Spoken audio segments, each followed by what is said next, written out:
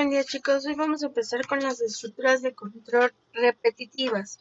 Ya habíamos visto un pequeño avance, un pequeño ejemplo de cómo funcionan las estructuras repetitivas. Nosotros nos tuvimos que atrasar un poco debido a que la mayoría, no digo que todos, pero la mayoría de los chicos de su grupo no comprendíamos bien la parte de qué voy a sacar, cómo lo voy a sacar. Para eso hicimos los ejercicios de análisis. ¿Vale? ¿Para qué me sirve un ejercicio de análisis? Simplemente para comprender, ¿vale? Esperemos, todavía tengo que trabajar con ciertas personitas, pero me voy a estar comunicando con ellas. Hay que entender o tener claro cuál es la necesidad de mi cliente, cuál es la necesidad de programar, por qué estamos programando o qué necesidad o qué de bueno trae programar, ¿no?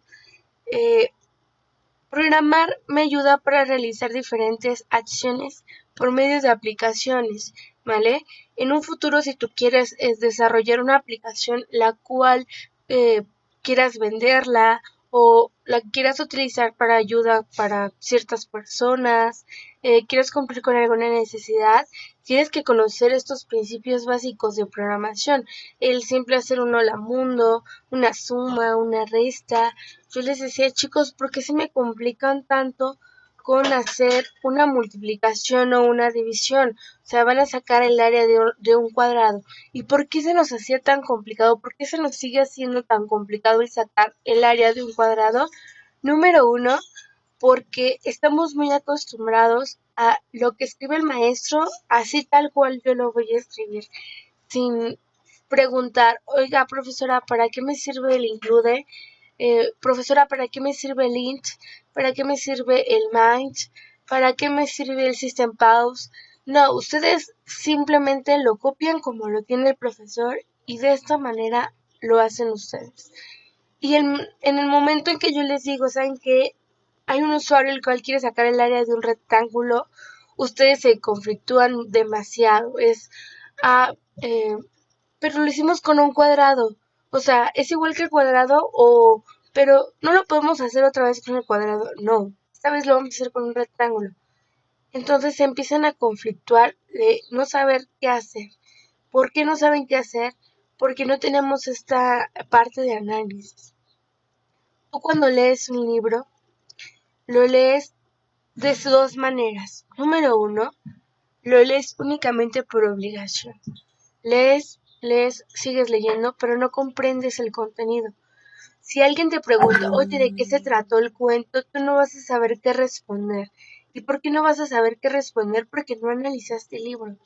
Cuando tú analizas el libro, sabes que se trató de una chica la cual tenía una capa color rojo y huyó de un lobo y hizo eso, hizo lo otro, hizo aquello, pero yo creo que ella tuvo otras maneras de salir sin que tuvieran que matar al lobo y partirlo a la mitad, ¿sabes?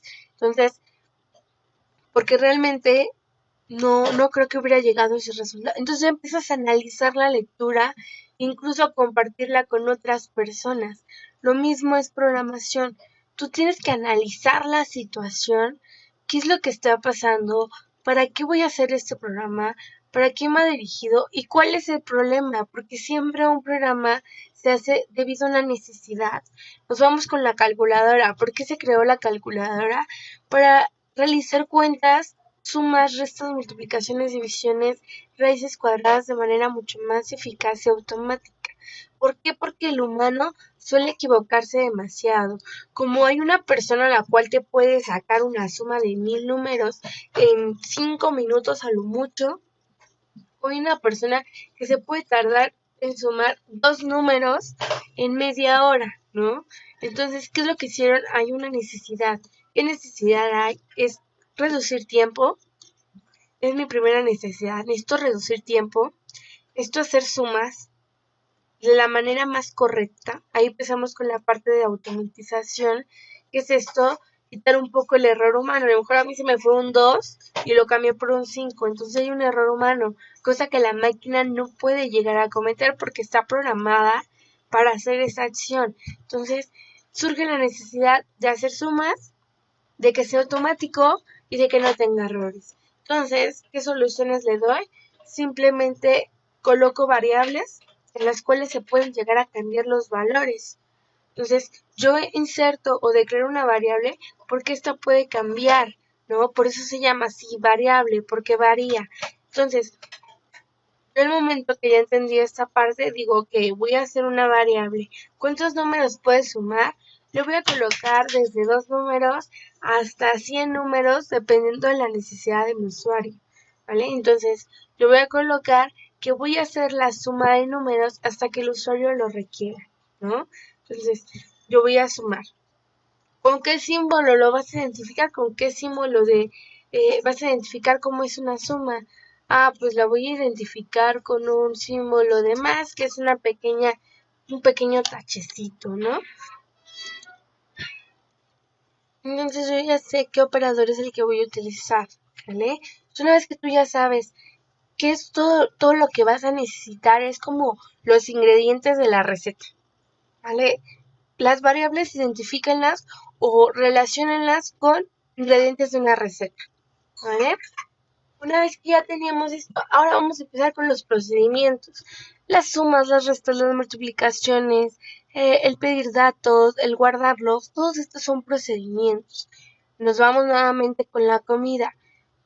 Tú ya pediste los ingredientes, ahora ya vas a tomar 2 ingredientes y los vas a batir o los vas a moler. ¿Qué es lo que vas a hacer con ellos? Lo mismo es aquí. Tú pides variables y dices, a ver, ¿qué vamos a hacer con las variables? Ah, pues con las variables vamos a sumar, vamos a restar, vamos a multiplicar, vamos a mostrar resultados, vamos a pedirle datos. ¿Qué son todas estas acciones que vas a realizar con ayuda de estas variables? ¿Vale? Ya tienes tus variables, ya tienes tus procedimientos, ahora sí hay que dar una salida de datos. Tu usuario siempre le debes demostrar resultados. ¿Por qué siempre se muestran resultados? Porque al final el usuario ingresa a tu aplicación o ingresa a tu programa para ver resultados, para ver que sí funcione, porque al final de nada sirve meterle y meterle números si no te va a dar el resultado de la suma. Entonces debes de darle tú todos y cada uno de los resultados que él te va a pedir, porque al final tú le tienes que dar la solución de su problema. Entonces ya le muestras los resultados y el fin de tu programa. Ya terminaste, ya tienes una calculadora perfecta, ¿vale? Entonces una vez que ya entendimos esta parte, que ya quedó bien clara, trata de que si tú dices, de verdad, la programación me es súper difícil, no puedo, ¿sabe qué? No le entiendo.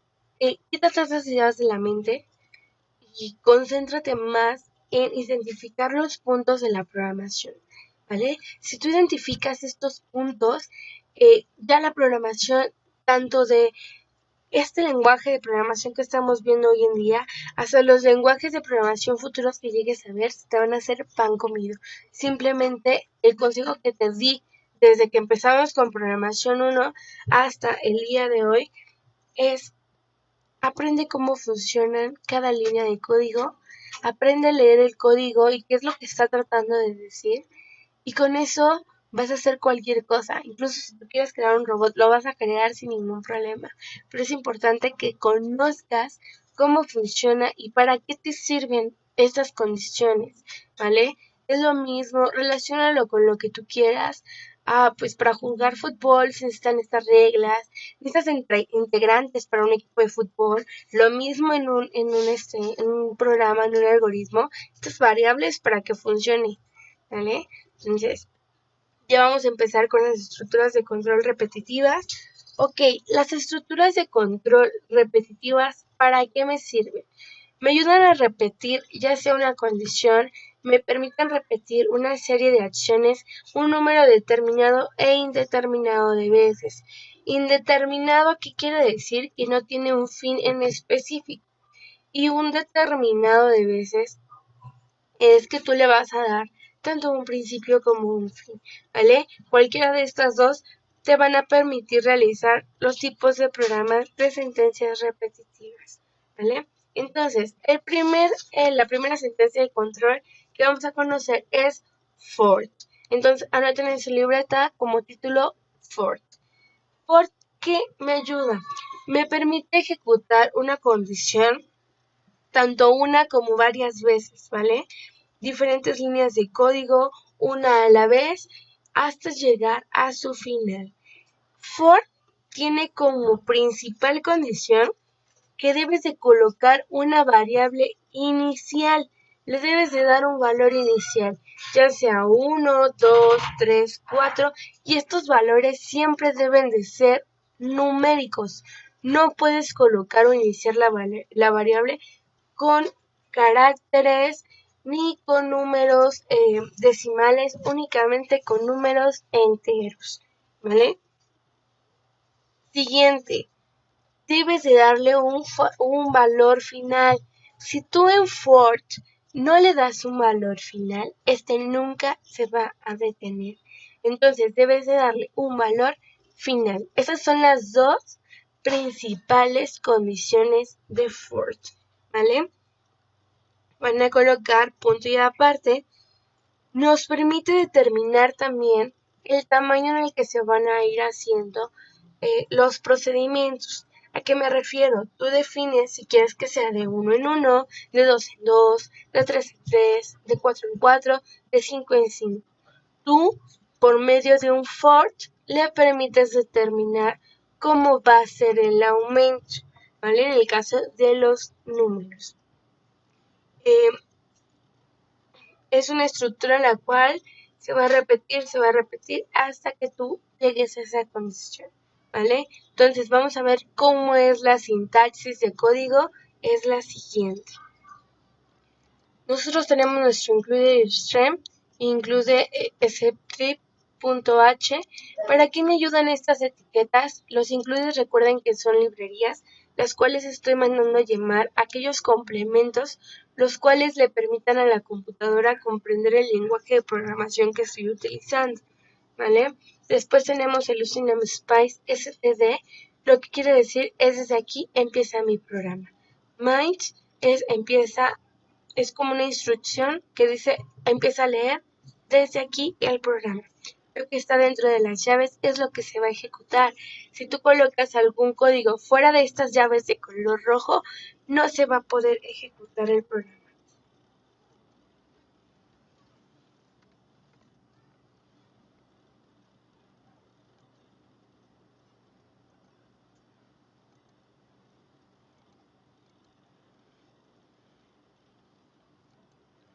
¿Listo? Una vez que entendimos esta parte, y comenzamos con nuestra estructura, en este caso es for. Yo estoy colocando aquí mi estructura for como principio porque no voy a pedir ningún dato. Yo ya estoy haciendo un ciclo el cual ya tiene un inicio y ya tiene un fin. Entonces yo lo único que voy a hacer es mostrarle resultados al usuario. No le voy a mostrar nada más que resultados. Entonces, ¿de qué se trata o qué es lo que está haciendo mi algoritmo? Me está diciendo que va a tomar variables de tipo entero. Mi variable se llama i, es mi variable inicial, por eso lleva por nombre i, es igual a 50. Yo voy a tener números, ¿vale? Entonces, mi primer número va a ser el 50. Punto y coma. Mientras i sea menor o igual a 100, se va a seguir ejecutando, ¿vale? Y se va a ir sumando de 5 en 5. Entonces, ¿qué quiere decir? Que yo le voy a mostrar al usuario desde el número 50 hasta el número 100 una numeración de 5 en 5. Eso es lo que se va a realizar. Entonces, mi valor inicial es 50, mi valor final es 100 y el aumento es de 5, ¿vale? Entonces ya los pueden ir anotando sin ningún problema. Después tenemos code. La línea de código code es impresión en pantalla. ¿Qué vamos a imprimir en pantalla? Pues vamos a imprimir la i, end. Esto me ayuda a darle un salto de línea, un salto de renglón. Y una vez que terminé con mi for, en este caso estas dos pequeñas llaves de color rojo que estoy señalando en este momento me ayudan a determinar el contenido de mi for, ¿vale? Es como un pequeño cuadro de código. Después de que ya terminé mi sentencia, me voy a System Pause. System Pause me ayuda a que la ventana no se cierre después de ejecutar, ¿vale? Y Return me ayuda a inicializar desde cero nuevamente, ¿vale? Una vez que ya lo tengo, me voy a dar a ejecutar. Voy a ejecutar mi código.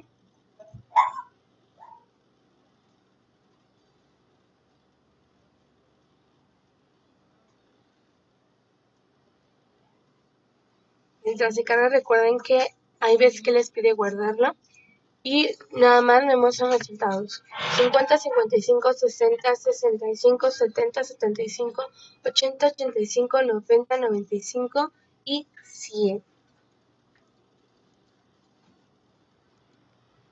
Otro ejemplo de nuevamente la parte de for es ahora si vamos a pedir datos, voy a pedir un número, entonces lo declaro, voy a declarar un número, es decir, dame el número que quieres multiplicar del 1 al 9. Desde aquí ya entiendo qué es lo que va a hacer mi programa, va a ser tablas de multiplicar, ¿vale? Las tablas de multiplicar siempre son del 1 al 9. Voy a guardar el número con sin. Empiezo con mi condición de for. Estoy diciendo que mi variable inicial va a empezar desde el 1.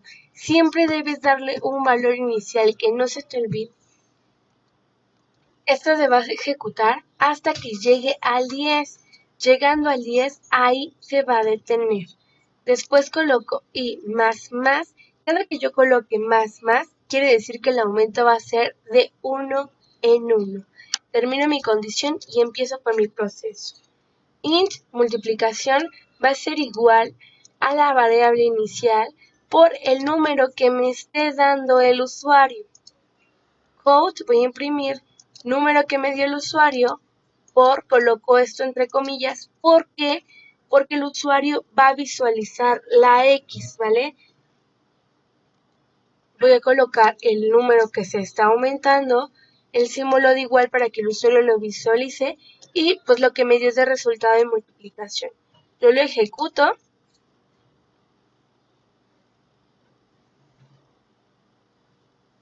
Mientras se carga, me dice que le dé el número a multiplicar del 1 al 9, le voy a dar el 8 y me coloca los resultados.